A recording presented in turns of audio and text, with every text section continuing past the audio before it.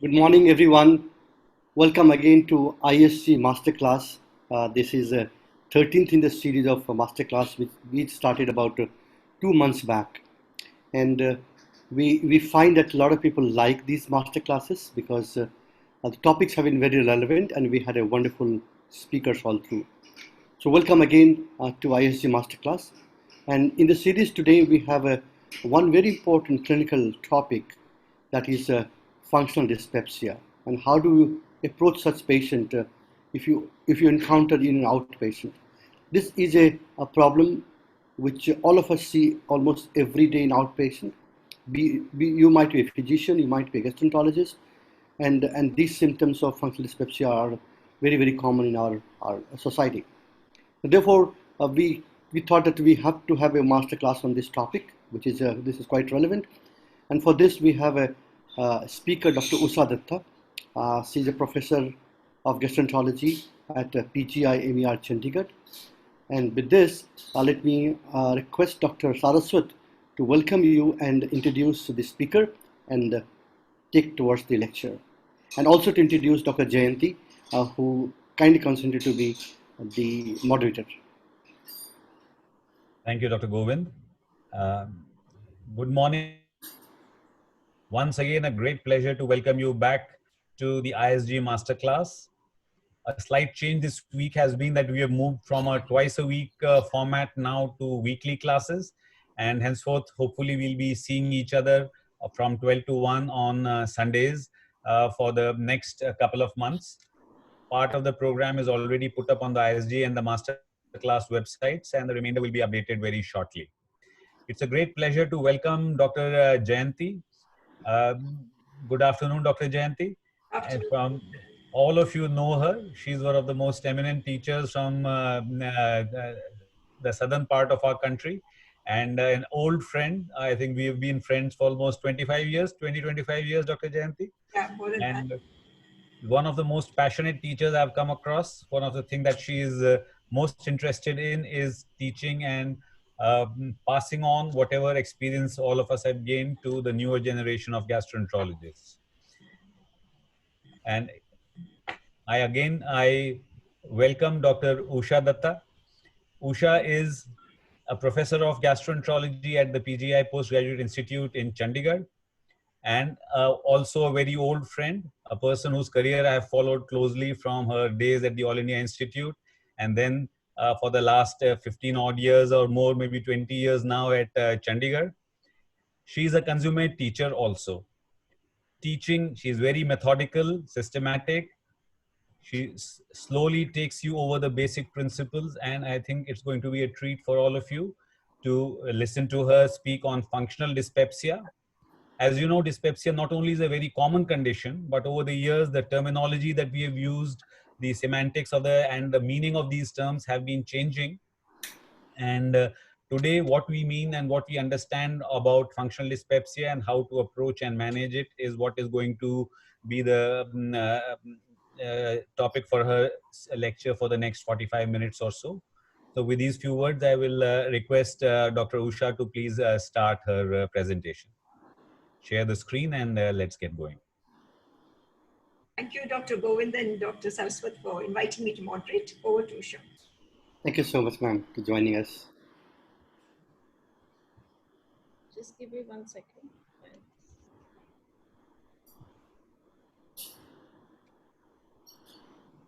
Just give me a second.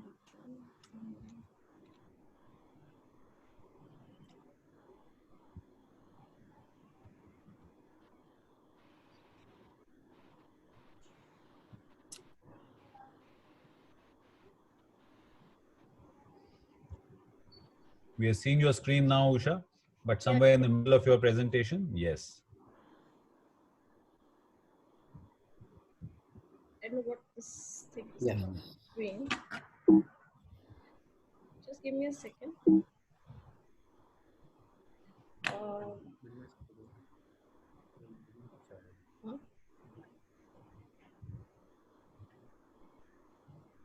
Just 1 second, you stop share screen and start.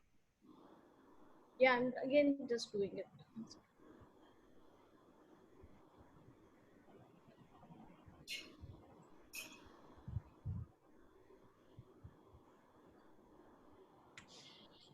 Thank you, Professor Saraswat. It was a very kind introduction. And thank you, Dr. Govind, for inviting me here for this masterclass. It's indeed a pleasure and privilege to be a part of ISG.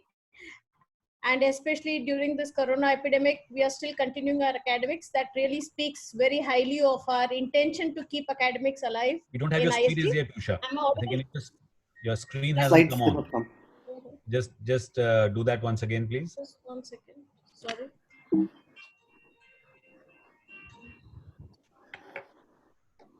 I'm sharing the screen.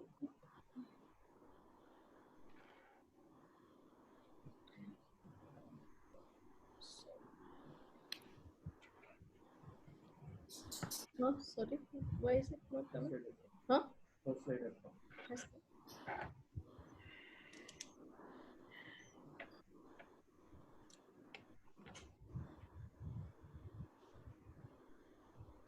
Is it coming? No, no, not till now. So, or you can stop sharing and then you can share again. So, madam, you already stopped sharing. Can you see the share button? I will help you one step by step. Share screen at the bottom. At the 12 o'clock position. If you are using a Mac, then it's upstairs on the right hand side.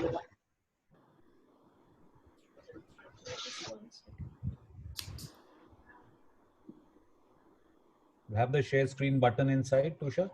Yeah, I have. Just somewhere.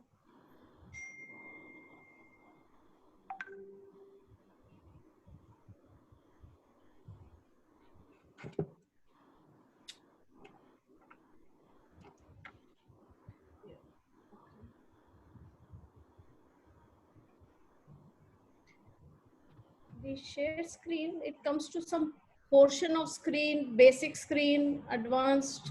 So maybe open your slides. So maybe close all the windows in your desktop and open only one window, that is your slides. That will probably work.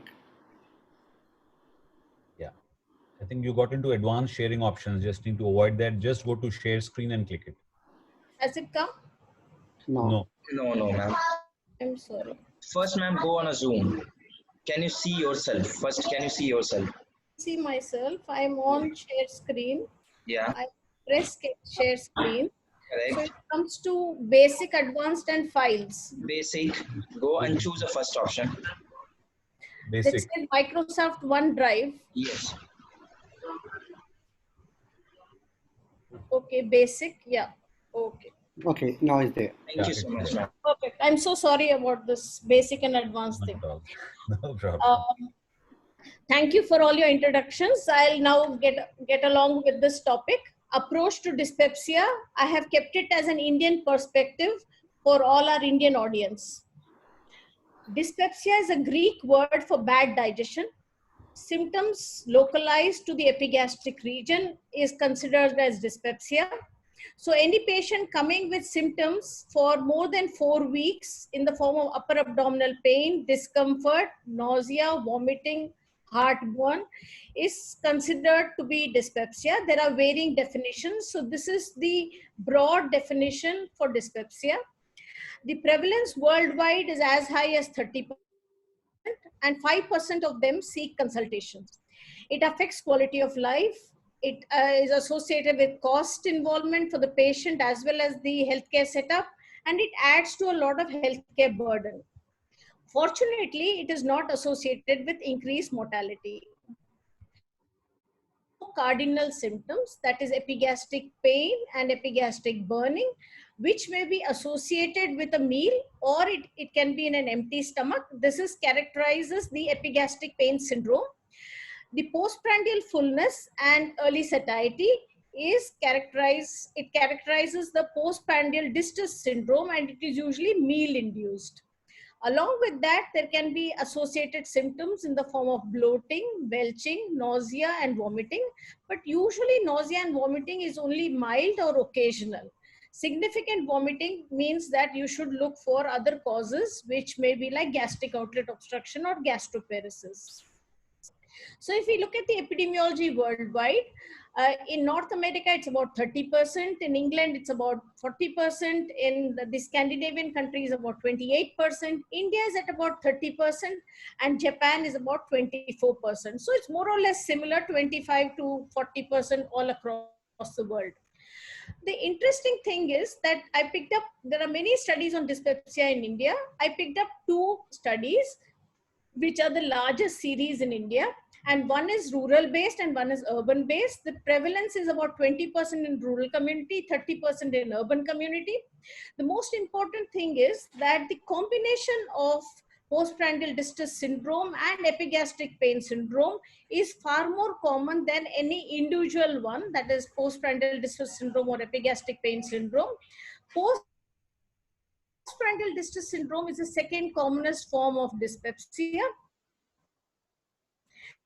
And about 4 to 14%, 30% have heartburn. Heartburn does not necessarily translate to GERD, but just symptoms of occasional heartburn may be present in a fair proportion of patients with dyspepsia.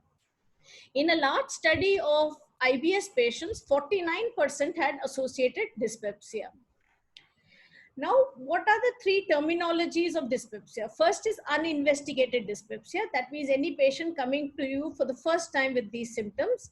On history, examination, and investigations, we can then classify them as organic or functional. Organic usually comprises about 20 to 30%, and organic can be of GI causes or non-GI causes. Functional dyspepsia is the bulk, that is 70% is due to functional dyspepsia. Earlier on, the terminology was non-ulcer dyspepsia. Now, Rome 4 likes to call it disorders of brain-gut interaction. Now, among the organic causes of dyspepsia, let us see what are the GI causes. We are all gastroenterologists, so we are more interested in this component. H. pylori, peptic ulcer disease, and gastric cancer. These are all luminal causes of organic dyspepsia. Whereas pancreatic malignancy, pancreatic cancer, pancreatic insufficiency, gallstones, sphincteropodia dysfunction, biliary dyskinesia are the pancreaticobiliary causes of dyspepsia. So we need to rule them out. So when we take the history, it is important to see whether the symptoms are more on the right hypochondrium, the spectrum of nausea and vomiting being more significant. The symptoms are usually more severe. LFT abnormalities and ultrasound abnormalities go more in favor of a pancreaticobiliary dyspepsia. Now, there are non-GI causes of dyspepsia. We know we see a lot of patients of diabetes, hypothyroidism, organ failures, pregnancy, and medications. And a fair proportion of these patients have dyspepsia. That is about 70 to 80% of these people have dyspepsia. It is very important in our history to look for these causes of dyspepsia. So what is the Rome 4 criteria for functional dyspepsia? Dyspepsia is classified as epigastric pain syndrome or postprandial distress syndrome. The symptoms have to be bothersome. That means it has to affect the daily activity of the person. It should be of cognition for the patient, and the duration of symptoms should be minimum of 3 months, and the onset should be somewhere 6 months back. So indicating that it's a chronic problem. And it is important to note that in the postprandial distress syndrome, the symptoms have to be present at least 3 days in a week in the form of postprandial fullness or early satiety. Whereas epigastric pain syndrome and epigastric burning, even once a week qualifies as epigastric pain syndrome. And on endoscopy, there should be no structural disease which is identifiable. Just antral gastritis is not structural disease. Structural disease, I mean a stricture or a polyp or a malignancy or an ulcer, those are structural diseases. So when we look at the types of functional dyspepsia, we have basically postprandial distress syndrome occupying 38%, epigastric pain syndrome occupying 27%, and 35% an overlap between these two. And it is important to note that about 1/3 can have symptoms suggestive of GERD and 14% can have symptoms suggestive of irritable bowel syndrome. Now, what is the pathophysiology of dyspepsia? I have kept it very simple. It could be acid. Usually it is not that there's excess acid, but the acid is an injurious agent for the gut. So that perpetuates inflammation by increasing gut permeability and allowing toxins to get into the system. There would be dysmotility in the form of either decreased gastric emptying or lack of fundic relaxation. H. pylori, I will come to that in a greater detail as to how it has any role in dyspepsia. There is visceral hypersensitivity, which makes that these people, even with minimal gastric distension, have complaints of pain. There can be underlying psychiatric comorbidities in the form of anxiety, depression, or childhood abuse and stresses. Duodenal inflammation is coming up as a very important role in dyspepsia. In fact, increased duodenal eosinophils, increased duodenal permeability, increased IELs in the duodenum, chronic inflammation in the duodenum is an important pathogenetic factor which has been identified in the last couple of years. So how do we assess what is the cause of the severity of dyspepsia? There is a combination of tissue injury, either by infection, antibiotics, or NSAIDs. This in combination with the way we perceive this symptom, that is because of our stress, child abuse, depression, or anxiety, this translates into symptom severity. So it's a combination of these two. These are usually mild symptoms, but because of perception, it may be considered as moderate by the patient. So how do we quickly evaluate these patients? History, we take the symptoms, the severity, and the nature and the spectrum of symptoms. Whether there are any systemic illnesses, whether the patient is on any drugs such as NSAIDs, very important to take that history, aspirin, or any other antibiotics or any other drugs which can cause GI injury. Then the most important thing is to understand that dyspepsia is bad digestion. Patients are not able to digest diet in terms of timing, quantity, and quality. Of patients is very important to understand because many people tend to skip their breakfast, have a very late night, heavy, fatty meal, spicy meal, because that is the time in the day that they're relaxed to have their meal. So this kind of a thing creates a problem with the GI system. GI system loses its rhythm. Next is GI infections in the form of a recent GI infection can precipitate post-infectious dyspepsia. GI infection could also be like an H. pylori acute infection which goes on into a chronic state. So a history for that should be taken. Also history of exposure to travel in the form of infections like Giardia and other organisms. Then also brief history about what is a kind of perceived stress and what are the alarm symptoms. So this is a very important part. I'll come to that in the next slide. Alarm symptoms is age more than 60 years in the Western parlance, more than 40 years in Korea and Japan and China. Presence of GI bleed, anemia, progressive dysphagia, odynophagia, persistent vomiting, weight loss which is unintentional, family history of gastric cancer and esophageal cancer, presence of a palpable lump, lymph node, or imaging abnormality, history of NSAID or aspirin use can all be associated with are called alarm symptoms. Presence of one increases the risk of finding an organic lesion. Presence of more than one increases the risk of organic lesions. So we should see whether it's just one symptom or a complex of symptoms. On examination, we quickly look for obesity or recent weight loss, pallor, icterus, cervical lymph nodes, acanthosis nigricans, abdominal tenderness or lump, and any features of hepatosplenomegaly or ascites, and any signs of systemic diseases. So what do we do as a baseline investigation in these patients? We first do an hemogram. If there's anemia or raised ESR, it suggests that there is possibility of any blood loss, ulcer disease, malignancy, or inflammation. We look at the renal function tests to look for any features of chronic kidney disease.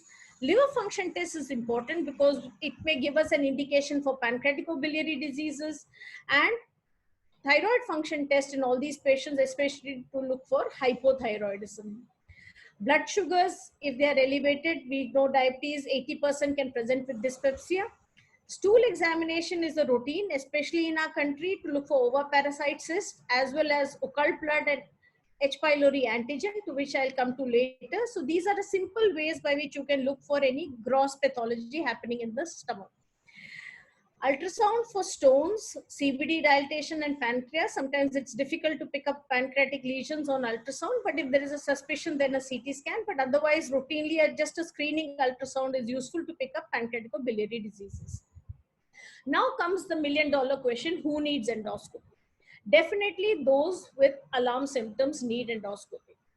Now, what is the age cutoff for India? We do not have Indian guidelines for this purpose.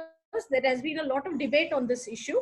So I will just take you through some key data across West, India, and Asia, the rest of Asia.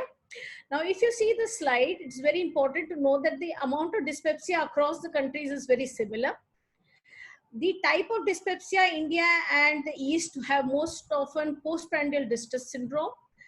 H. pylori prevalence in India is high compared to similar to the East rather than the West. In the West, actually H. pylori prevalence is going down steadily because of improving socioeconomic status. But the thing which I want to draw your attention to is, though the incidence of gastric cancer in India is low, it's not as high as the East, but I think we are missing a lot of early gastric cancer. In the West, less than 1% of patients in less than 40 years are having early gastric cancer, whereas in India, 14% of our people are less than 40 years who are having early gastric cancer.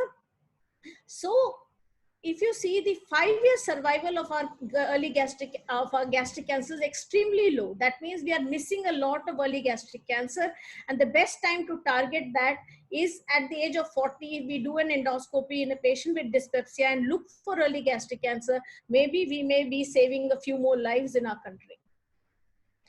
In Chennai, there was a large study in 3,432 upper GI endoscopies. 18% of the upper GI cancers were less than 45 years. So they found 43 years was the best cutoff for males and 38 years the best cutoff for females to pick up early gastric cancer. And also we have to understand that the way West has handled upper GI endoscopy is because of insurance issues, cost issues, biopsy processing issues and all that. But in India, it's also a single time visit to the specialist. There's easy access to endoscopy. Cost is not so prohibitive. It is usually out of pocket, so we don't need an insurance clearance for doing an endoscopy. And it's an opportunity to pick up early gastric cancer. However, it's a very common practice. I find patient has had already an endoscopy, you go ahead and repeat it, for which there is no rationale. So if the patient has had an endoscopy in the last 2 years, please do not repeat it unless the patient has had worsening of symptoms in any major way. The other thing is that endoscopy, what do we look for in endoscopy? You can, in the esophagus, start looking for esophagitis, erosions. You can look for hiatus hernia. You can look for fundic gastritis and atrophy in the fundus. You can look for gastric polyps. You can look for erosions, which are usually drug-induced, NSAID-induced, and again, erosive gastritis. You can have nodularity in the antrum, which is usually in children more due to H. pylori gastritis, or in adults, we quite often find this chronic atrophic gastritis. You can find a gastric ulcer. You can find linitis plastica, especially a patient with increased early satiety. There's decrease in the gastric available volume for distension. You quite often are very surprised when you find an advanced gastric cancer, but our aim for endoscopy is to pick up this early gastric cancer. This is one very important message I want to give in this talk, that our aim for doing endoscopy in dyspepsia should be to pick up early gastric cancer, RUT properly done, so that if this thing can be prevented from progressing, that is a success for us. So we should use NBI. We should use NBI to pick up H. pylori gastritis. Now, most of the people have scopes which have also NBI, and this is a pattern which we can see for early gastric cancer. There is a detailed lectures on NBI and how to use it for early gastric cancer. However, I don't have the time to go into that, but this should be a very important flagging when you see a patient with dyspepsia undergoing endoscopy. You may have a lot of excess gastric residue to suggest that there is gastric emptying issues, or you may find a pyloric stricture due to NSAIDs. And you may find duodenal erosions. This is also common in patients with H. pylori gastritis or NSAID-induced gastritis, or you may find nodularity in the duodenum. You may find evidence of celiac disease in the form of grooving, scalloping, and decreased fold height. You may find duodenal ulcers. In a large meta-analysis of 5,389 patients, 72% have normal endoscopy. That is what is expected. If in your center you are having more than that, that means we are doing unnecessary endoscopies. But 13% may have erosive gastritis, about 12% have ulcers, 1% has Barrett's, a very small percentage will have gastric cancer and esophageal cancer. I expect this rates to be higher in our country. Endoscopic biopsy in upper GI when the upper GI is normal. So many people argue, why should we do? Now that you are in, you should do it. That is by the Sydney protocol, updated Sydney protocol. 5 biopsies are better than 3 biopsies. So first we take it at the antrum, on the lesser curvature and the greater curvature, at the incisura and at the mid body on both sides. If the patient has had PPI and has history of and there is evidence of CA stomach, then fundic biopsy will pick up H. pylori, which has migrated to the fundus. RUT, it's important to use only validated kits. It is very important to understand that RUT is positive if there are more than 10 to the power 5 bacteria. So when patients are on PPI and we do an endoscopy, our H. pylori is suppressed and RUT will be false negative. So it is very important to stop PPI, antibiotics and bismuth minimum 2 to 4 weeks prior to endoscopy. And so, daycare endoscopies, quite often patients come in and they're on PPI and undergo endoscopy. At that time, RUT may not yield what it needs to yield. If the patient is very symptomatic, the patient can be switched to antacids and H2RA till the time he or she is waiting for endoscopy. Another caveat is that once we report at 30 minutes, and to say it is negative, we need to go to 24 hours before we declare it as negative. False negative, as I said, could be because of low H. pylori load. The room is very cold for the reaction, so temperature has to be adjusted. If there is intestinal metaplasia, gastric cancer, or GI bleed, you may have false negative. So chronic gastritis on biopsy, you may find just chronic inactive gastritis. This is the commonest biopsy report we get. But sometimes you may find activity, and especially when you have activity, you should look for H. pylori. So you may find H. pylori on HNE staining. You can do special stainings, but most of our pathologists are happy just doing HNE staining. You may find giardia in the duodenal biopsy. This is important. This slide is important because in duodenitis, you may have increased IEL, increased inflammation. So many patients with dyspepsia may have just increased duodenal inflammation, and you may have a lot of eosinophils also. You may find incidentally celiac disease also during endoscopy. So how do we approach the investigation? In a patient with uninvestigated dyspepsia, take a good history examination and baseline investigation as outlined. Rule out non-GI cause of dyspepsia. If there are alarm symptoms and the patient is more than 40 years in India, and if alarm symptoms are present, go ahead, do a prompt endoscopy, biopsy and RUT. If you find any lesion, accordingly you diagnose it as organic dyspepsia and treat. If there is no alarm symptom, patient is less than 40 years, go ahead and do a urea breath test or the stool antigen test. During the corona time, I'm not very sure whether we want breath tests to be done. So stool antigen is a good option. And if it is positive, we consider it as H. pylori associated dyspepsia. And we go ahead and treat. Now, if endoscopy is negative and stool antigen is negative on either end, if both are negative, it will be called as functional dyspepsia. So now we have a case scenario, a very common case scenario, 36-year-old man who has bothersome postprandial fullness and epigastric pain for 6 months, no alarm symptoms, no comorbidities, no medications, hemoglobin is good. What should you do? So this is a very common thing in our OPD setting. I'm sure all of you see this day in and day out. If for this we need to understand what we do for H. pylori, because if you see dyspepsia and H. pylori, the Indian data, about 60% of our dyspeptics are having evidence of H. pylori by RUT or histology, 60% on stool antigen testing. Seroprevalence is also high, but it is only 10% more than the routine controls. And those who are H. pylori positive more often have severe dyspeptic symptoms. and treatment results in the form of eradication results in reduction of the symptom scores and resolution of symptoms. If it resolves, then we call it H. pylori associated dyspepsia. Despite eradication, if the symptoms do not resolve, then it will be called H. pylori eradicated state and functional dyspepsia. So in India, this would be our best strategy for such a patient. You do a non-invasive test like stool antigen and urea breath test. Stool antigen is underutilized. It has a good sensitivity and specificity.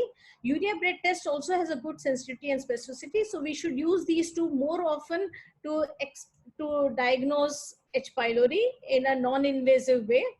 If there is indication for endoscopy, then you just go ahead and do an RUT and histopathology, that is sufficient. And as I already underlined, that PPI and antibiotics should be off. Otherwise, a negative RUT does not exclude H. pylori. So how do we go ahead with managing these patients who are having suspected H. pylori? Strategy for management, prompt endoscopy. Do you want to take a break? Do you want to take a break this time? Give me 2 seconds. I'm coming to a break slide. Give me just about 2-3 minutes. So strategy for management is prompt endoscopy in patients who are more than 40 years and are having alarm features. The strategy for management, test and treat for H. pylori, especially if age is less than 40, there are no alarm features, and this is actually a very cost-effective approach. Empirical treatment with just PPI delays the diagnosis, is not cost effective, and hence should not be our first line strategy in our country. There is a very nice network meta-analysis published recently on 15 RCTs, about 6,000 patients. And what it showed is that the test and the treat policy and prompt endoscopy are the way to go, and not empirical acid suppression. Because the test and treat policy has the lowest chance of endoscopy, and the prompt endoscopy strategy has the maximum patient satisfaction. So with this in mind, there is another large meta-analysis which has shown that if you eradicate H. pylori, you have number needed to treat is 14. The response rate for dyspepsia is about 10% better, and benefits overall outweigh the risk for anti-H. pylori therapy in patients with dyspepsia. I will, just before I go on to the break, I'll just share a recent study on Helicobacter pylori from Kashmir, where they had H. pylori prevalence in dyspepsia was 58%. Eradication with triple therapy, they achieved in about 70%. They documented healing of gastritis. There was symptom resolution in 60%, but 52% also in the placebo arm, so there was no significance. But at 12 months, there was again 43% had sustained symptomatic response, but in the placebo arm also it was 37%. So there was no additional symptomatic improvement despite healing of gastritis. So we should not expect magic with anti-H. pylori therapy, but it is indicated. So when and how to eradicate H. pylori? H. pylori gastric secretions and motor function, it affects the gastric secretion and motor function. Small and significant benefit, it's cost effective. It helps in preventing subsequent peptic ulcer disease and malignancy. All guidelines recommend it, and ensure a 14-day treatment, standard regimes, compliance, and according to the local resistance pattern. So with this, I will give it a break right now, and then we will come further. Thank you, Dr. Usha, for that excellent presentation. We have quite a few questions from the audience. I'll read a few of them. One is about the heartburn. Would you like to consider that in the category of dyspepsia? Heartburn. There are at least 2 people, one Thirumal from Pondi and Dr. Anand from Chennai. Yeah, it is important to consider heartburn is a symptom of dyspepsia, but to make a diagnosis of GERD, you need either a 24-hour pH monitoring on one side if you're doing a research study. Otherwise, from a clinical perspective, you need retrosternal burning or heartburn going on, which responds to PPI, 4 weeks of PPI therapy. So that is what the American College of Gastroenterology recommends, that we should have response to PPI. And in that situation, heartburn GERD is a separate disease. Dyspepsia is a separate disease. There is an overlap. And if a patient of dyspepsia has occasional heartburn, we just treat it as dyspepsia. If there's only symptoms of retrosternal burning heartburn, then double dose PPI for 8 weeks is a better strategy. If it is only dyspepsia with heartburn, just once a day dose PPI is a better strategy. There's one other question by Dr. Toshniwal from Powai. This bloat is a common problem which we encounter in our day-to-day practice. So he says if it is within half an hour, you think it is gastric in origin, and if it's beyond half an hour, it is from the small intestine, and therefore is it small intestinal bacterial overgrowth related? So just by the, like immediate bloat versus a delayed bloat. Does it make any sense in dyspepsia? Uh, I think what I gathered from this question is that the timing of bloating. Yeah. So usually just after a meal, if you are feeling bloated, that is usually related to gastric bloating. But patients with small bowel bacterial overgrowth can have even a delayed bloating, but quite often there is a lot of overlap. It is difficult to just differentiate on the timing per se. Sure. One other question by Dr. Sunil from Trivandrum. When the treatment for dyspepsia is either a use of prokinetic or a use of a PPI, is there a need to actually classify patients with dyspepsia or an anti-H. pylori treatment? So is there any need at all for classifying dyspepsia? It is very important to classify dyspepsia because I will come in my subsequent slide how the classification helps in choosing the therapy, and the prognosis of these patients are different. So it is important that we classify dyspepsia and proceed in a systematic way. So you still believe classification is important? Yeah? Yes. Dr. Ajay from Rishikesh, gastroparesis is a common problem. So in what category would that fit in with functional dyspepsia? Yeah, gastroparesis has to be excluded before we make a diagnosis of functional dyspepsia. In functional dyspepsia, you may have a delayed gastric emptying time in about 40% of patients. But as I said earlier, predominant nausea, recurrent vomiting, and on endoscopy, if you find a lot of residue, you know that there is significant impairment in gastric motor function. In such situations, you should do a solid gastric emptying time and assess whether at 4 hours more than 90% has emptied the stomach. If it hasn't, that means there is a motor abnormality of the stomach, which the commonest setting is diabetes. And if it is there, then there are various ways to treat there. There you need prokinetics, better blood sugar control, and also now people have started doing third space endoscopy to relieve the pylorospasm. A question from Dr. Pranya from Dibrugarh. Is NBI always necessary to rule out in all patients while doing endoscopy in dyspepsia? And also the same question is by Dr. Singh from Indore. Is NBI always mandatory while doing an evaluation for patients with dyspepsia? That's a very pertinent question. Most of our endoscopes nowadays do have NBI. So it is a very simple switch of the button. Minimum at the antrum and the body, it takes an additional 4-5 minutes to completely examine. And as I said, it is better to do a single good endoscopy rather than multiple endoscopies which just show some antral gastritis. So NBI should be an added armamentarium in our country in those who are minimum 40 to 70, 80 years of age, 40 years plus age. We should carefully look for early gastric cancer. Our yield may be low, but definitely we will reduce our advanced cancer mortality. So you do recommend NBI. I think before we go to the, as you continue with the session, one question from Nepal by Dr. Karki. He says that what is the reason for the H. pylori migration towards the fundus in patients with the dyspepsia? Yeah, H. pylori likes a lot of acid. So there is a lot of acid in the antrum. So once there is antral gastritis and there is atrophy and there's pangastritis, the amount of acid production in the stomach goes down. The only part which still continues to produce the acid is the fundus, which has the parietal cells. So the H. pylori goes and sits there in the fundus. So whenever H. pylori migrates there, that's why you need to do fundic biopsy to pick this up. There are a lot of questions on treatment. Dr. Govind, you would like to, or can she continue? We can go with the lecture and then we come back again. Yeah. Dr. Usha, please continue your talk. Okay. Can I? Yeah, full screen. You make it full screen. Is it visible? Yes, go ahead, I think, Usha. We are fine seeing Okay. the full screen. Okay, just 1 second. You. Yeah, so what H. pylori treatment regimes do we have? There's a lot of data on that. I cannot go into all of that.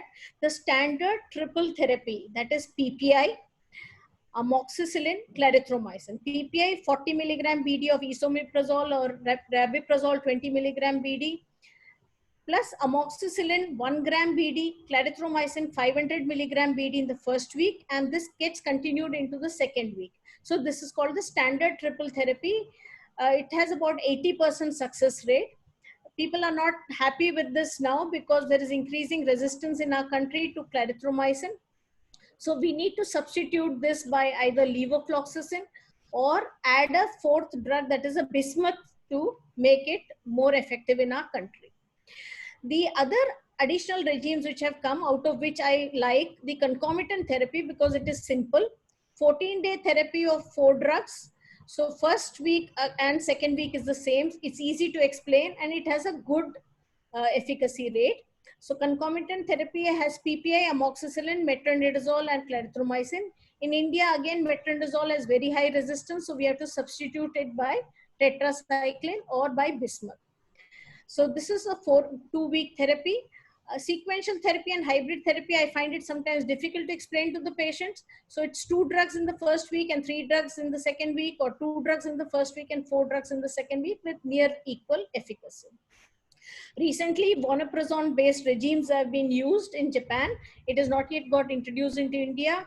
High-dose amoxicillin-based regimes have also found to be effective. Levoflox and bismuth-based regime should be the way we go in our country. So how do you follow up a patient after H. pylori? You give them treatment for 2 weeks. After 2 weeks, you give them PPI for 2 weeks, BD dose. And then after that, no drugs for 2 weeks. And then test for eradication. Eradication can be tested by urea bread test or H. pylori stool antigen. And we do an upper GI if there was a gastric ulcer, because we always want to exclude a malignant gastric ulcer. So this was the scheduled break time. We have already braked, so we'll go ahead. So how do we have a goal-directed therapy in functional dyspepsia? And as I said, we already discussed on the role of anti-H. pylori therapy. For acid, we have PPI, H2RAs, and antacid on an SOS basis. For dysmotility, we have prokinetic agents. For hypersensitivity, tricyclic antidepressants are very useful and they are underutilized in our country. A very small dose, 25 milligram thrice a day of tricyclic antidepressants are very useful. This is not as an antidepressant, but it is as a modulator of the visceral function. In psychiatric comorbidities, definite depression or psychosis or depression or psychosis, we should try full dose of tricyclic antidepressant, SSRI, and psychotherapy, which is found to be effective. Increasing role of using antihistaminics in duodenal inflammation, seeing a lot of eosinophils, especially in children, it has been found to be useful. So we have a case scenario for 45-year-old lady with postprandial fullness, which is bothersome, early satiety for 6 months. So obviously she gets classified as postprandial distress syndrome. Functional dyspepsia, we have to exclude any organic cause. There were no alarm symptoms, no medications, no comorbidities. All the workup looks normal. Patient has had an endoscopy done outside. That does not show any structural disease. RUT is also negative. How do we treat? So this is our classical functional dyspepsia situation, which we have to treat, and we'll go through that in a stepwise fashion. So dyspepsia, alarm negative, HP negative. Now that becomes functional dyspepsia. Now we see whether it's epigastric pain syndrome or the postprandial distress syndrome. So the first important thing is to emphasize to the patient that we are entering into a partnership to get the patient's stomach all right or gut all right. So unless we enter into a partnership program with the patient, just giving drug therapy will fail. So we have to understand dietary interventions, lifestyle interventions, and reassurance, because this has 30% effect, that is placebo effect. And diet and lifestyle also improves patient satisfaction. So this is the cornerstone of treatment of functional dyspepsia, to which we will add a few drugs. If it is epigastric pain syndrome, empirical PPI once a day for 8 weeks. And if it is postprandial distress syndrome, the West recommends PPI, the East recommends prokinetics. Uh, so there can be a combination of PPI and prokinetics for 4 to 8 weeks. Then we assess at the end of 8 weeks. If there is response, we stop. We do not continue beyond that. This is another problem in our country. Most of our patients go on taking PPI over the counter. So it's very important at 8 weeks to bring PPI to a stop. And you shift it to H2RA or antacids or something like that, but not continue that endlessly. If at the end of 8 weeks patient doesn't show response, that is the time to check on psychotherapy, add tricyclic antidepressant, look at certain combinations and complementary therapy, re-emphasize diet and lifestyle and reassurance. So this slide summarizes how we should manage our patients with functional dyspepsia. So anti-secretory drugs, what is the rationale? The acid is not in excess in patients with functional dyspepsia. However, the duodenum is very sensitive to acid. Acid also induces gastric dysmotility. There's an impaired gastric clearance because the bicarbonate production from the duodenum is low. And as I said earlier, there is a problem with the duodenal mucosa. And acid, when you give anti-acid suppressants, it also suppresses H. pylori, and the number needed to treat is 9. So there is sufficient rationale to give anti-secretory therapy in the form of PPI or H2RAs. So in a large meta-analysis in about 8,000 patients, PPI definitely scored over placebo, number needed to treat being 13. And PPI was equivalent to H2RA in this meta-analysis. Prokinetics also has been shown to be beneficial, but number needed to treat is 20.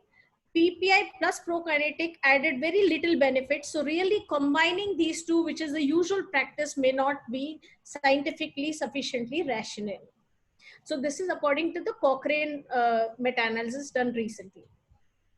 Antacids H2RA in functional dyspepsia, again, it has very good efficacy. Number needed to treat is 7, but these are all old studies with some publication bias and heterogeneity. So this can be used as a second line therapy after the primary symptoms have been suppressed with PPI. The important thing, as I said, in India, where we get PPI over the counter, in the West, you can get it only as a prescription drug. And all this PPI causes a lot of problems in our human body system, especially it increases bacterial overgrowth, atrophic gastritis, interstitial nephritis, gallbladder dysfunction, neutrophilic dysfunction, hip fractures, and megaloblastic anemia. So we should monitor these patients for the same and not continue long-standing PPI. So the final word in PPI and H2RA is PPI is better than H2RA, H2RA is better than placebo in the initial treatment. However, in the maintenance phase, PPI is equal to H2RA. And standard dose is only once a day. In EPS patients benefit more from PPI than the postprandial distress syndrome, but postprandial distress syndrome also benefit from PPI. 8-week therapy is better than 4 weeks. If there is no response, you stop at 8 weeks. If there is improvement, you taper off after 8 weeks. And H2RA antacids, as I said, on an SOS basis. The benefits are there, it's marginal. So prolonging it beyond 8 weeks does not have any rationale. So no empirical anti-secretory therapy, as I highlighted before.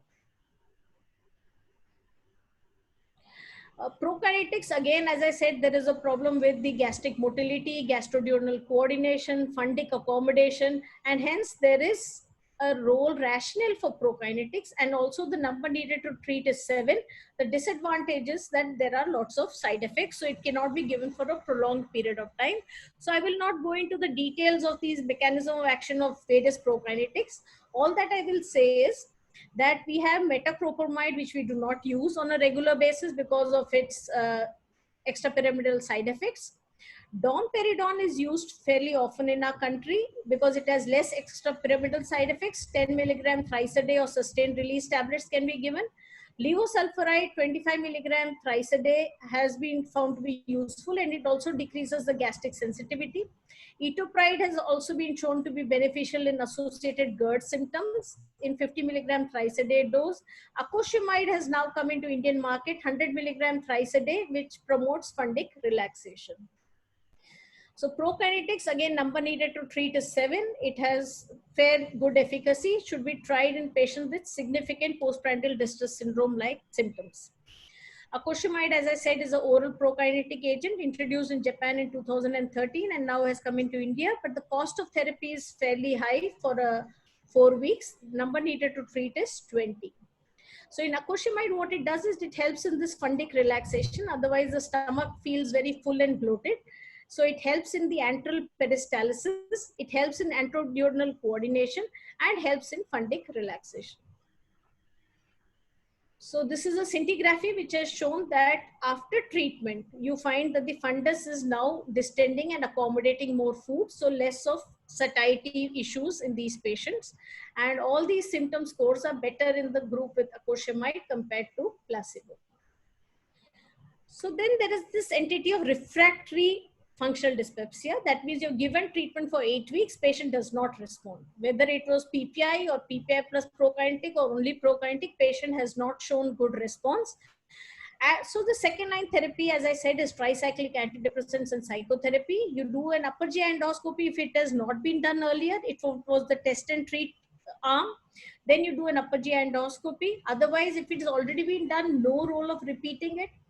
Do an ultrasound if you're suspecting a pancreatic or biliary cause. Look for other causes. Reassurance, lifestyle, and dietary modification has to be re-emphasized.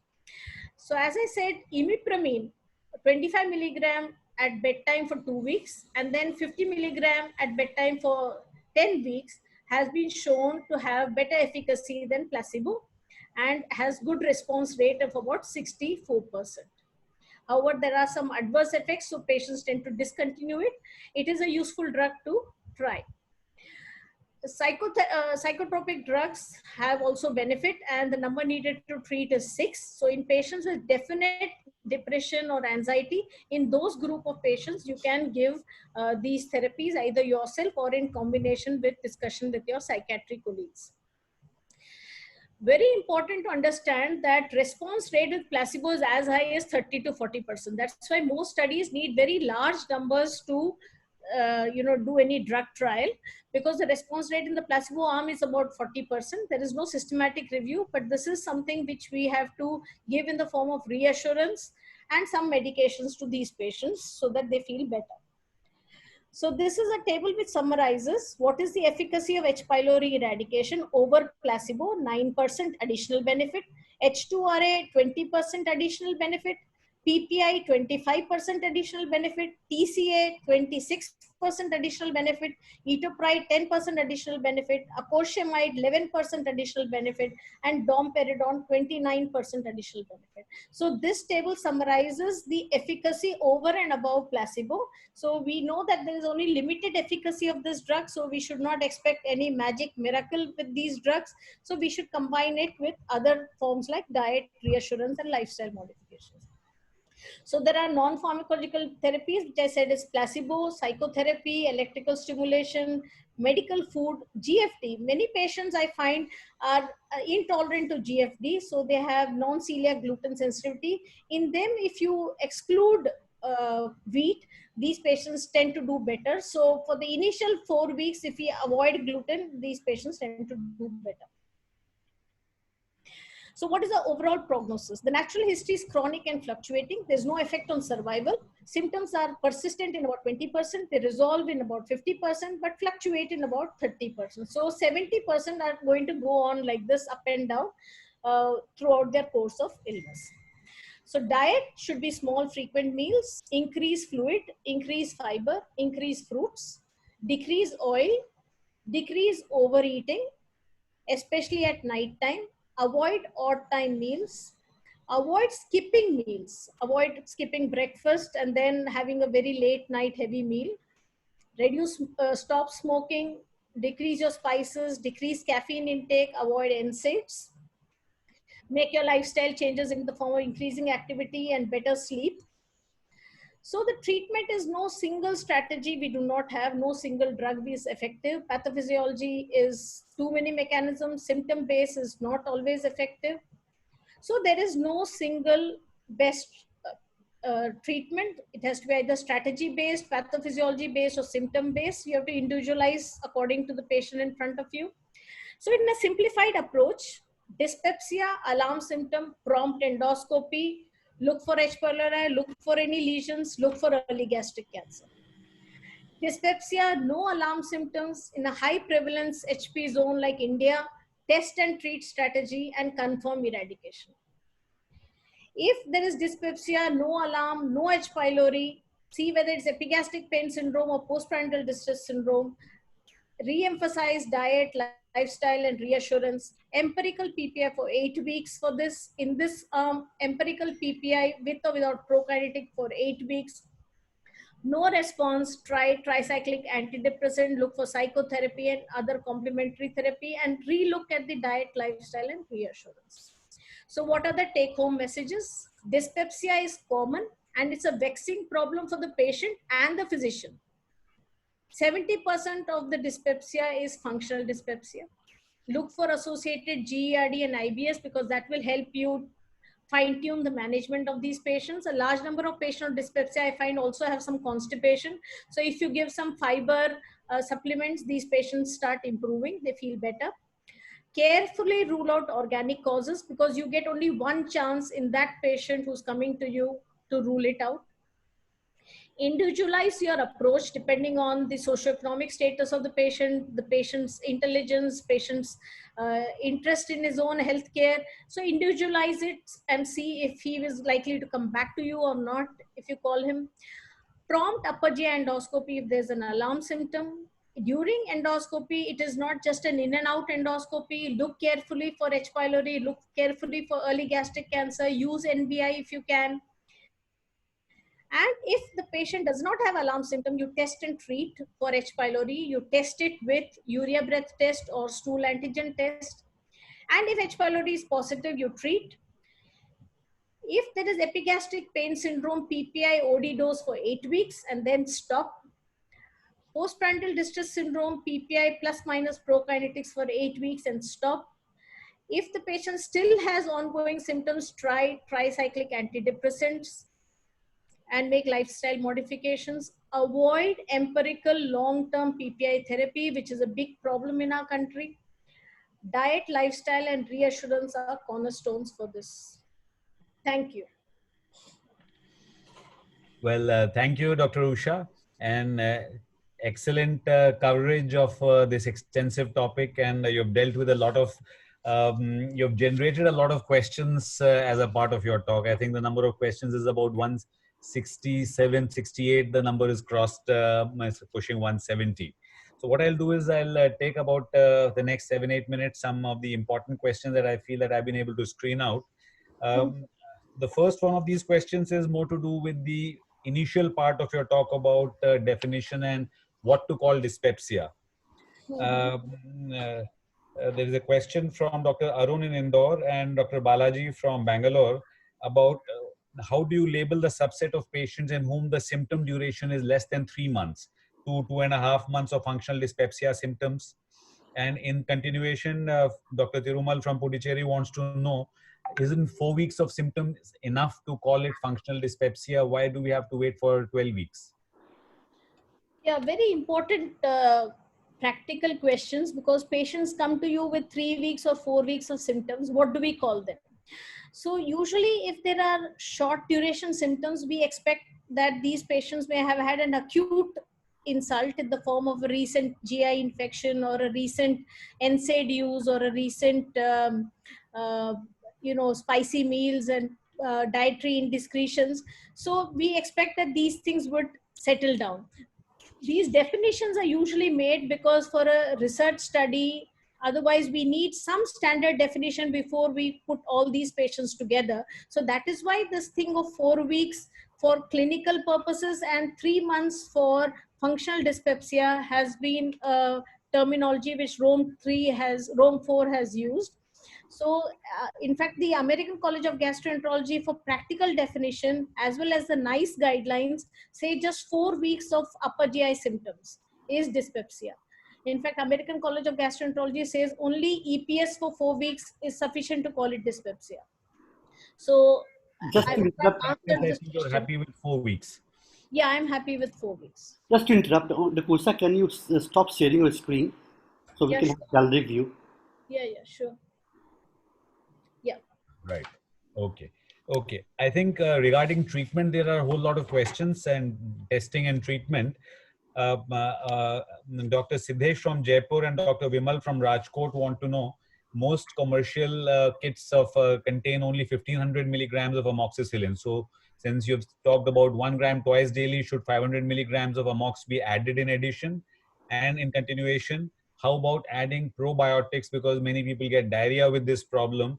And Vimal also feels that adding probiotic might improve response in people with who are being given this anti-H. pylori treatment. So what do you think? Yes, I think these two are pertinent questions. The only thing I didn't go into the detail of anti-H. pylori therapy because the focus of this talk was dyspepsia. I agree that most of the kits in India is only 750 milligram of amoxicillin. So what I do is I use a kit and add 250 milligrams morning, evening along with the amoxicillin. And I tell the patient which one is the amoxicillin capsule so that he clubs that 250 with the amoxicillin capsule when he's having it.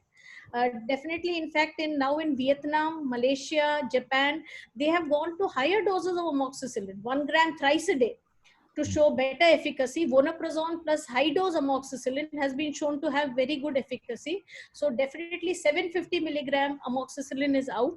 We have to have minimum 1 gram BD. And Okay. regarding the second question of probiotic, this is Yeah, common that adding patients with probiotic. this is common that patients on amoxicillin and clarithromycin tend to develop dysbiosis. So quite often what I do is I give 2 weeks of therapy with the antibiotic, and after that add probiotic for the next 2 weeks. So that helps in restoring the gut barrier rather than giving antibiotics and probiotics together. And I ask them to take a lot of curd during that period. Okay. Now, I think regarding the stool antigen testing for H. pylori, and in regard to the test and treat policy, Dr. Balasubramaniam from Chennai wanted to know how expensive is the stool antigen test. And Dr. Rishi from Ahmedabad says that in a country like India with high prevalence of H. pylori, is it really useful to test stool antigen for H. pylori? Yeah, the answer to that is that it's very important to understand that we don't use stool antigen very effectively in our country. Many countries use stool antigen very effectively. Only thing is we have to use validated stool antigen tests. I tried one Russian kit, it didn't work in our country, it did not get validated. So if you send it to a private lab, obviously it is expensive, about say 1,000 or 2,000 depending on how they charge. But actually the ELISA kits are not very expensive if you do it in your own setup. ELISA kit works out to be about 200 rupees per test. So it is not a very expensive test. Only thing, it should be validated in your setup so that your strains are similar which you're looking at. The You had one more question apart from that stool antigen? The cost, you mentioned the cost, and then whether because of the high prevalence of H. pylori, stool antigen testing strategy, is it really useful in India? Yeah, it is useful because serology does not tell you active infection. Urea breath test, you again need a system to pick up the urea breath test. And nowadays, there is a problem with availability of urea breath test at various centers. So stool antigen is a simple test, should be developed. And along with the stool, you can do, occult blood, giardia. And nowadays, there are, blanket stool screening tests available for giardia antigen, H. pylori antigen, so that in one go, you can look at all these things. I think as gastroenterologists, we shy away from getting stool examination done very frequently. I mean, in continuation with this, what they were saying was that what Dr. Vishal from Mumbai and Dr. Ankit from Kolkata had the question that before antigen testing, should we stop antibiotic, or what is the effect of recent antibiotic and PPI consumption on stool antigen test positivity? Yeah, very, very important question. PPI should be stopped for minimum 2 weeks, antibiotics for minimum 4 weeks. Right. So these will have an impact on the stool antigen testing. Similarly, antibody testing, what are your thoughts on antibody testing for H. pylori? The question is from Dr. Vimal in Rajkot. The rapid antibody card tests are available. Should they be used in routine practice? Should that help people to avoid endoscopy? And can that be a basis for treating people for H. pylori if your rapid antibody test is positive? Again, a very pertinent question for our country. In India, because our H. pylori prevalence by serology would be about 70 to 80%, it does not tell us active infection or past infection. So if the patient has never had anti-H. pylori therapy, for the first time he comes for test and treat policy, in the West, they have used antibody kits, rapid in-house test, rapid office-based test. So it is a good strategy, but in our country, it is not, we can still use it if it is the first time strategy and the patient has never received anti-H. pylori therapy. But for eradication, it is not a good test. Right. So, and again, Vimal from Rajkot, his question is that should we routinely test after H. pylori treatment for eradication? And if so, what should be the best test? Repeat endoscopy or some other test would be useful for eradication confirmation? Absolutely, we should test for eradication because we know that our efficacy of our regimes is only about 80%. So we should test for eradication. So the way to test it, 2 weeks of anti-H. pylori therapy, no longer 7 days, 10 days. So 2 weeks of therapy, 2 weeks of BD-PPI, and then 2 weeks off all drugs. Then after that, either do a stool antigen test or do a urea breath test. If the patient had a gastric ulcer, you have to anyway go in for an endoscopy. At that time, you can repeat an RUT and histopathology. Otherwise, a non-invasive test is the best way, and all people should be tested for eradication. Right. So in this continuation, because treatment related, there are a lot of queries. Dr. Bridge from Shimla says that, is it really worth treating H. pylori in India if there is no peptic ulcer, given that we have had a negative study in terms of from the Kashmir study that you yourself quoted just now? What do you think? Is it really worthwhile treating? A rather sweeping question, but still, it's a thought in many minds. Yeah, very important question. It is relevant. There's been a lot of debate on this issue. Japan, Taiwan, China do actually screen people in the community for H. pylori and eradicate. Why? In order to reduce CA stomach incidence. So that is their strategy. We cannot go there, but minimum the patients who are coming from the community with dyspepsia to us, if they have H. pylori, we should detect and treat so that we minimum reduce the incidence in that subgroup of people. And we do not know, many of our patients, maybe dying of gastric cancer at home, we do not know. So we are underestimating gastric cancer. We may not have it as high as Japan and China, but also not as low as what we are seeing. So we should test and treat. And there was an earlier concern about recurrence and recrudescence. So recurrence of H. pylori infection was a problem that we will get reinfected. But I think with improving water and food hygiene standards, the chances of reinfection are actually low. Right. I think the last few questions before I ask Dr. Jayanti to, she's also got a set of questions waiting for you. Dr. Pallavi from New Delhi and Dr. Gautam from Chennai want to know that they have experienced people with documented eradication within a few months coming back with a recurrence of infection. Now recrudescence or recurrence is not really being looked at, but they have a recurrent infection with symptoms. How many times should you treat for urea breath test? And if H. pylori or a breath test, a rapid test is positive, then should they go ahead and treat with second line drugs if people have record, assuming resistance? How do you go about this situation? Yeah, so what we do is first line, we give first line triple therapy. That doesn't work. The patient again has RUT positive or breath test positive. Such a patient should be given 4-drug regime, bismuth based 4-drug regime, and maybe there is clarithromycin resistance, so levoflox, bismuth, amoxicillin, and PPI. So 4 drugs for 2 weeks. After that, again check for eradication. If that has not happened, then is the time when you have to actually culture or go into other regimes like vonoprazole plus amoxicillin or high dose amoxicillin. rifabutin. So there are these things become third line therapy. So that apart, definitely if the patient has recurrence after 8 weeks, he should be retreated with a better regime for another 2. I mean, Dr. Gautam's question was about how many times would you treat if a person has recurrent infections? Again, the question would be each time you are treating and you are not actually testing for resistance, has the regime got to change? Yes, because that is what I said. After second time you treat and the patient again has a recurrence, he needs to be referred to a center where you can actually culture the H. pylori and assess the resistance pattern. Maybe he is resistant to clarithromycin and amoxicillin, so then you have to look for other But you would options. be happy treating them repeatedly, 3 times, 4 times, multiple times if It has to recurs? be individualized. Maybe there is a problem of compliance. Maybe this is a particularly very resistant H. pylori.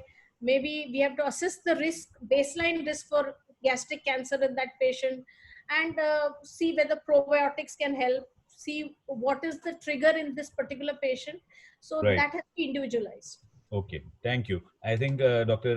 Jayanti, hope they would have some questions. There are quite a few questions, but I'll address 3 or 4 of them. 110. Dr. Yadav from Indore, in the current COVID pandemic, where do you think endoscopy would play a role in evaluation of patients with dyspepsia? Yeah, And very important. do you think lifestyle modification would be the way forward before we evaluate these patients? This is a question from Dr. Yadav from Indore. Yes, I agree with Dr. Yadav that during this COVID pandemic, endoscopy is not the option we have for these patients. So that is why either stool antigen test may be the only practical option.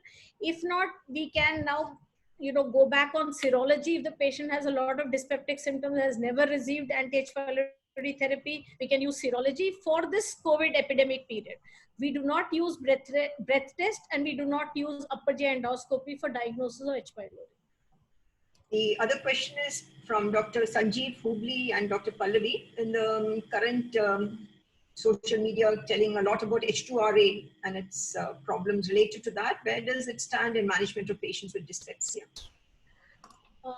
H2RA has been found to be very effective in studies in Japan, Korea, and China. They usually use a lot of H2RA, and we also used to use a lot of H2RA earlier on. I remember even now I give famotidine and Zintac for chronic maintenance therapy. I don't put patients on chronic PPI.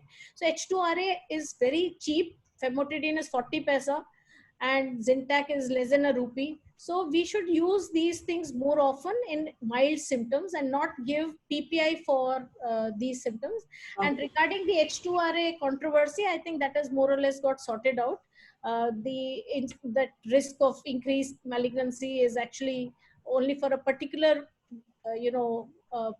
chemical process in that. So the Zintac that we use and the famotidine that we use is safe. The famotidine is safe. Yeah. There are several questions on belch phenomenon. So can you just address that? It's a common problem in day-to-day practice, aerophagia, belch phenomenon. Where does it fit in dyspepsia? And maybe just 1 or 2 words on management. Yeah, the Rome 4 had taken out belching and this belch phenomenon out of dyspepsia, functional dyspepsia, saying that any patient with dyspepsia who has this belching, repeated aerophagy and belching, you first rule that out and take it as a functional esophageal disorder rather than a dyspepsia related thing. So quite often these patients are very anxious. If you see these patients who are belching, they have a lot of aerophagy and they're belching. So if you reassure them and explain to them the whole process, that belching reduces with time, and along with that H2RA can help if it is just an isolated belching. And one last question from Rishabh Gupta from Jaipur. Any role of intragastric manometry in functional dyspepsia, especially the postprandial distress and gastroparesis, intragastric manometry? Intragastric manometry is practically a time consuming thing, can be used for research purposes, but for practical patient care purposes, it is not very useful. What we do is in patients with a lot of postprandial distress syndrome where we expect delayed gastric emptying, we do an idli based gastric emptying time, where we have our own indigenous method. We use Gits ka idli packet. To that we add technetium, and then we bake the idli like how routinely idli is made and give it to the patient. 2 idlis with a glass of water, and that technetium is followed up for about 4 hours. So if more than 90% empties in 4 hours, you know that the gastric emptying time is good. If it is not, then these are the patients who may benefit with prokinetics. So we can switch prokinetics, give domperidone. If patient stops responding, then change to other prokinetic, because there is a component of tachyphylaxis with these prokinetics. One final question from Calcutta, Dr. Anshuman Singh. In pregnancy with dyspepsia, you recommend H2RA or a PPI? In pregnancy with dyspepsia, if the dyspepsia is significant, then first of all, I usually reassure patients that it is related to pregnancy and it will subside. If it is bothersome and it is troubling the patient, that is the time you need. Omeprazole is a class B agent, so we have to be careful when we prescribe. PPI can be given in severe symptoms. Otherwise, H2RA is a good option in these patients. Antacids, head and elevation, lifestyle changes, all those are more useful in this patient. During pregnancy, we minimize drug use. Thank you, Dr. Usha. Over to Dr. Govind and Dr. Saraswat. Dr. Govind, you have to unmute. Govind, unmute, please. Questions which I want to highlight. One question is, a person asked that, would you investigate for celiac disease in patient with dyspepsia? And yes, please. Yeah, celiac is Govind's forte area.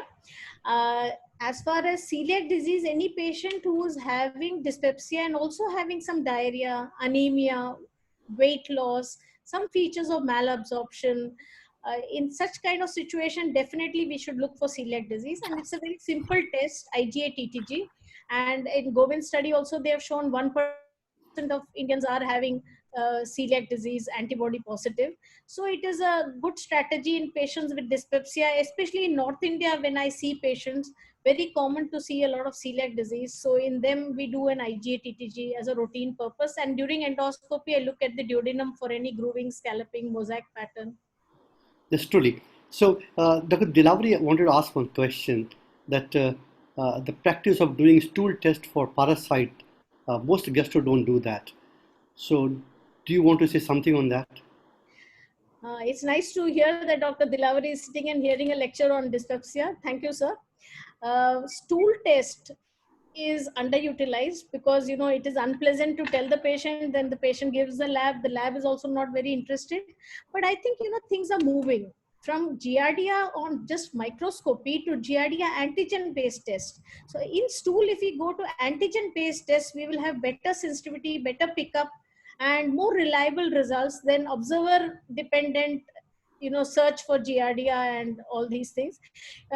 I remember as an undergraduate reading a book of Chatterjee on parasitology, and then I realized ultimately you have to give albendazole 400 milligram one and another repeat after 2 weeks. Why understand all the life cycles of everything? But I think minimum with a single stool test with antigens may be a useful thing in our country. And one last question I want to ask is, Dr. Bhavesh from Lucknow wanted to know the duodenal eosinophilia. How does it affect symptoms?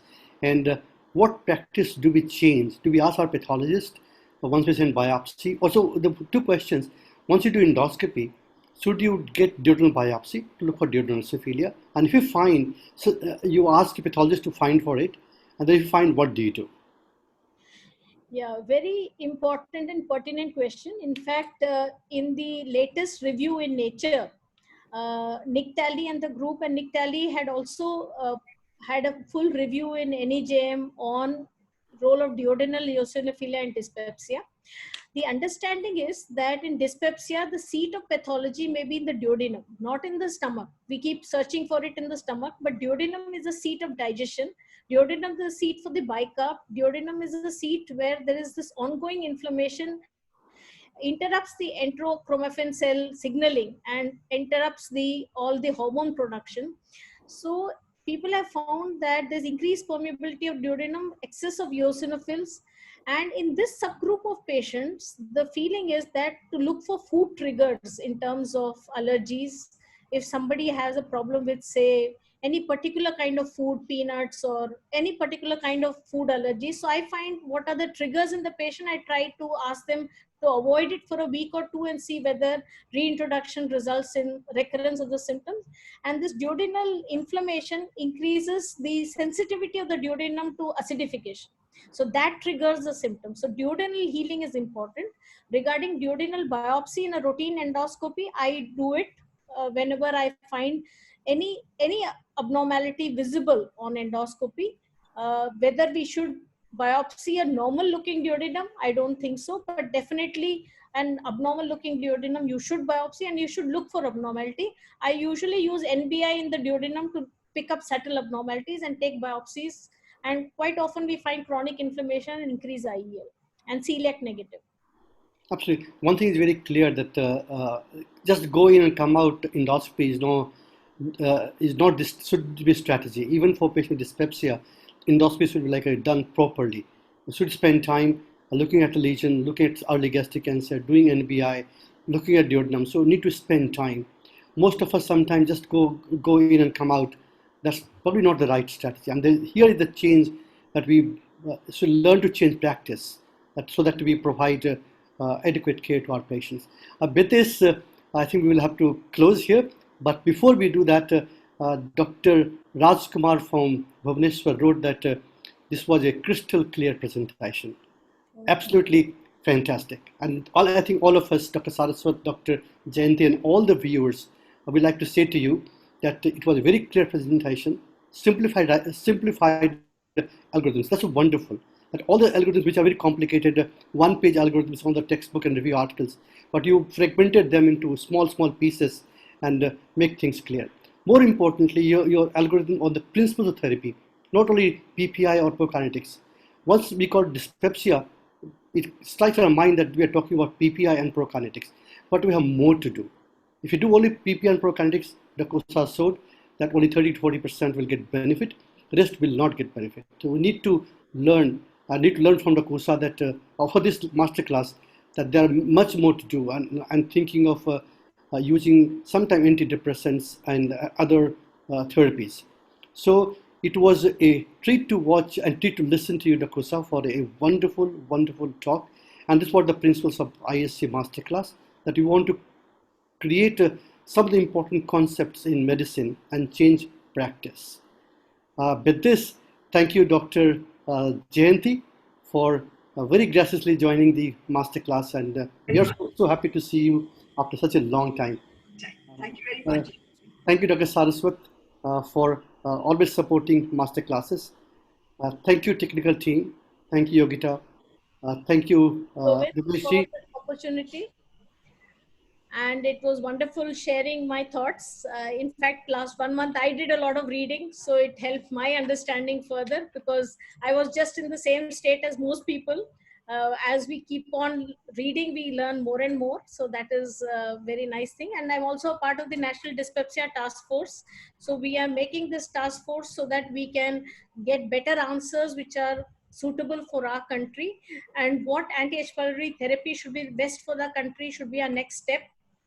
What is our resistant pattern in our country? Because without Indian data, we are generally following Asian, Western data and recommendations. And from the number of questions we have had about concerns about repeated courses of treatment and so on, there is great need for developing Indian data. And I think today we have the tools and the means to go ahead. And it's nice to know that you will be leading that task force, and you'll be part of gathering data, and hopefully we'll have objective evidence to base our recommendations on for such future master classes. Thank you, Usha. So there are two things for the ISC task force, but Usha is the chairing this task force actively with Amit Datta.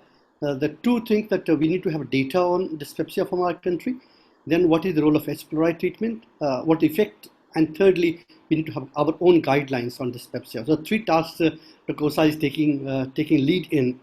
And before we close, we need to invite you for the one more masterclass next week, in a series of masterclass that is on next Sunday, that is June 7. The topic again is important clinical topic, that is how do you treat autoimmune liver disease, and this will be dealt by Dr. Salimar. Salimar is the additional professor at All India Institute of Medical Sciences, New Delhi. And so we will have one next lecture on autoimmune liver disease on Sunday, June 7, 12 to 1. With this, we say bye-bye to you, and we'll see you on June 27 at our usual time, 12 to 1. Thank you. Bye-bye. Thank you. Thank you very much.